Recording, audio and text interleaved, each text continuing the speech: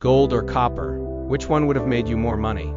If you'd put £1,000 into each 10 years ago, the difference is bigger than you think. We're comparing both metals over the last decade, starting with the same £1,000. One is a safe haven asset.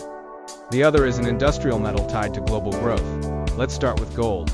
Over the last 10 years, gold has steadily climbed as inflation, uncertainty, and interest rate cuts pushed investors towards safety. Your £1,000 would be worth roughly £2,000 today. Gold didn't explode, it just kept rising slowly and consistently. Copper is a completely different story. It moves with construction, manufacturing, and the global economy. When things boom, copper surges. When things slow down, copper crashes.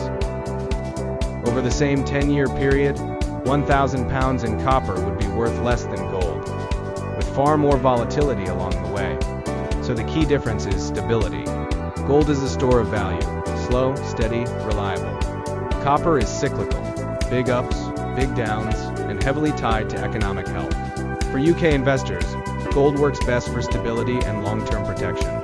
Copper is more of a speculative play, higher risk, potentially higher reward, but far less predictable.